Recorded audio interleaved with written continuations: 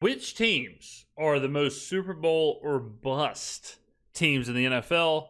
Ladies and gentlemen, the Rich Eisen Show, Mark Schlereth is the backdrop of today's video. All right, so the answer, I think, is the entire AFC. Every one of these teams that we keep hearing is a legitimate threat to the Chiefs and a legitimate threat to win the Super Bowl. All of them are on notice. The Ravens, the Bengals, the Bills, any team in the AFC, even the teams that aren't necessarily Super Bowl teams, but are fringe, like maybe they can win the division, the Chargers, the Broncos. This is the time. At some point here, the Chiefs have to quit making the Super Bowl. So who's going to step up? Who's going to be the team that's going to step up, dethrone the Chiefs, and prove that they are the team we think they are? So any of those teams. Which team, based on everything you got from mini camps and everything like that, are you most looking forward to seeing all 18 of their games, all 17 of their games, 18 weeks of their season? I think it's going to be, I think we're in like a renaissance period of sports. I mean, Major League Baseball right now is absolute must-see TV. Literally every night. I'm watching 3-4 baseball games a night. I can't take my eyes off of it. Tonight, when I'm filming this, Garrett Crochet's on the mound. Last night, we had some absolute theater in Arizona, a walk-off, or in Toronto with Arizona.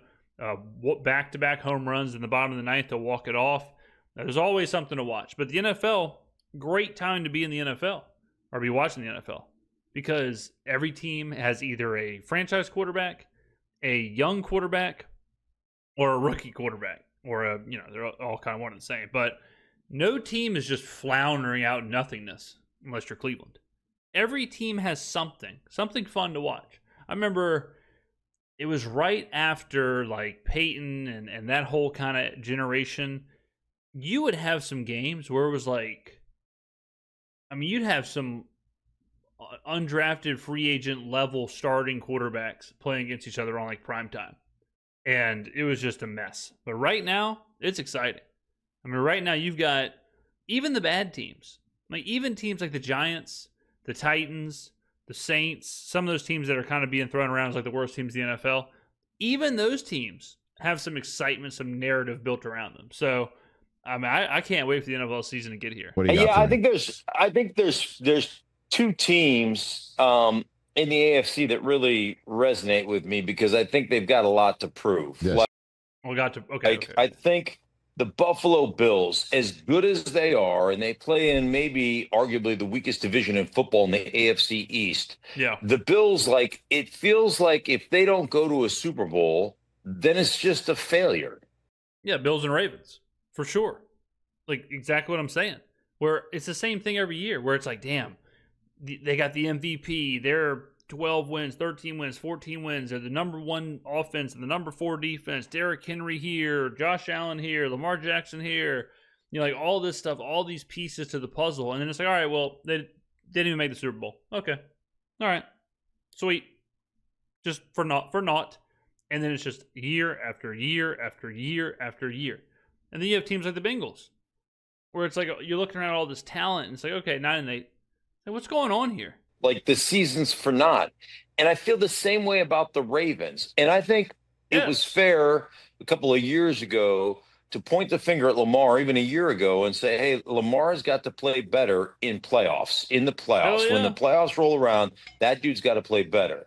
And I think he's acquitted himself quite well. So then it becomes, hey, the Ravens, man, you guys have to make decisions. You can't quit running the ball. You have got to, as a coaching staff, put your players in a position to win. So I think they've got a ton of pressure on them because anything short of a Super Bowl to me is a failure. Yeah. And then if you look like in the NFC, I think probably the coach with the most in the NFC. Normally, this would be the Cowboys, but I don't think it is the Cowboys because they have so much.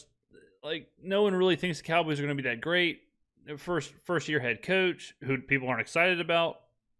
They're in a great division, so it's like, it's not one of those years where Dallas is like the third shot on the board to win the Super Bowl or to win the NFC. In the NFC, I would say The 49ers they're definitely in a weird year because they were so bad last year. They were 6-11. So now it's like, all right, well, you made this huge gamble on Brock Purdy. Debo's not there anymore. Got some moving pieces. Prove that it was just a down year. Prove that it was just injuries. And I think it was. But prove it. Prove you made the right choice in paying Brock Purdy. So the Niners have to get back to their level of success. They have to get back to, that 10 to 12 wins. Kyle Shanahan has to prove that he made the right decision. I think the Packers are in a boom or bust year where when they beat Dallas in the playoffs, it was like, all right, we see the track here. We see what the Packers can be, what Jordan Love can be. And then last year was kind of a mixed bag. So now it has to be, all right, well, are the Packers this team that's surging upwards? Is Jordan Love, and no doubt about it, franchise quarterback? Or is Jordan Love closer to Mac Jones, who put together a year of good stuff? And in Jordan Love's case, it was like half of a year here, half of a year there. A year of good stuff, and then it kind of fizzles away. So I think the Packers would be up there. The Vikings, similarly to San Francisco, where they win 14 games and then tell their quarterback to GTFO. Okay. Was that the right move? Is turning over this franchise to J.J. McCarthy a good move? In Buffalo, Sean McDermott has a ton of pressure on him as well, right? As does John Harbaugh, because they haven't won a championship. They haven't won an AFC championship. Yeah, they haven't even been to the Super Bowl. Like, that's the thing. It's not like they're getting there and failing and like it's Buffalo here, Baltimore here. The Chiefs, even on down years, like last year, I think everyone knew going into the Super Bowl, this is not that great of a Chiefs team. I mean, I sat there on Radio Row and said, take the Chiefs.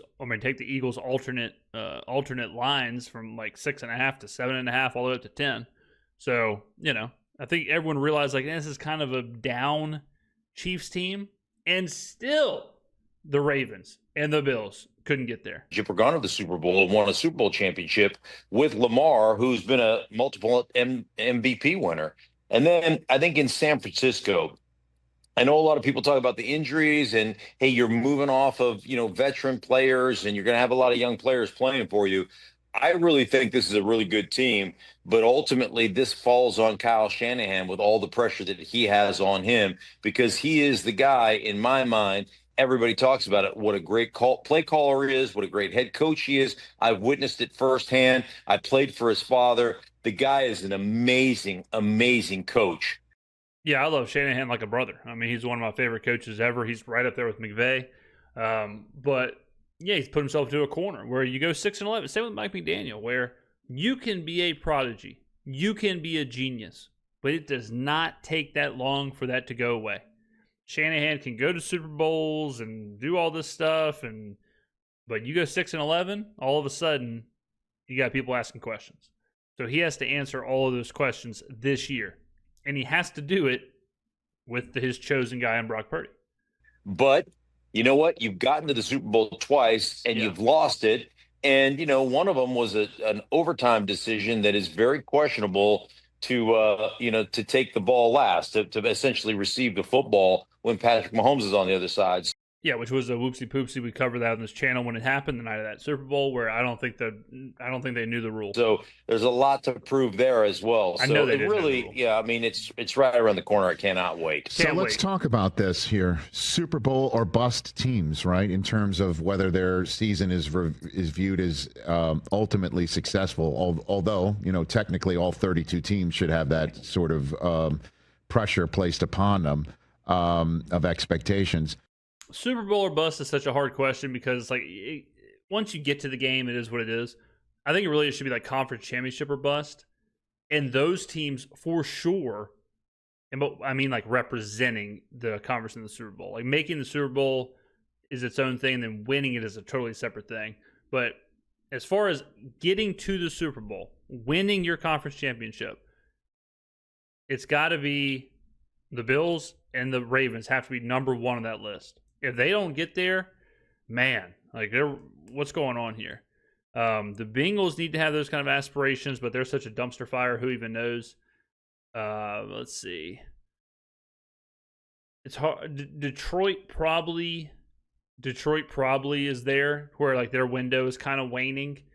They should have got there last year. Some injuries derailed them, but they had a great chance. Detroit's up there. I don't think you can put Minnesota up there because you have a quarterback who's never thrown a pass. You have no idea what you're going to get out of him. I don't think you can say the Niners because they were 6-11. They should be competitive, but I don't think it's like Super Bowl or bust. The Rams window is closing, so the Rams probably are Super Bowl or bust.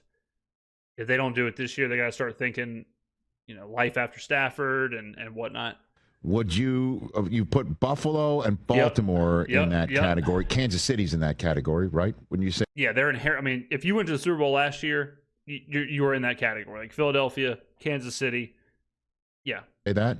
Sure, although they've been to 5 and won 3 of them, so what? I mean, I wouldn't be. Listen, man, as a former Bronco, I wouldn't be pissed off if a lot of bad things happened to them and they didn't win any games. So this guy, right? That wouldn't bother me in the least. But yeah, they've got such great expectations. As much as I try to hate them, Andy Reid is a great human being. I love him, and as much as I want to hate Mahomes, I just can't seem to bring myself to hate the guy because he's so awesome. Good. He's so much fun to watch. So I root against him, but not really. It's just kind of, just good old fashioned sports hate. Catch the Rich Eisen show. Yeah, there you go. I mean, I agree. I think Schlereth was kind of on that one.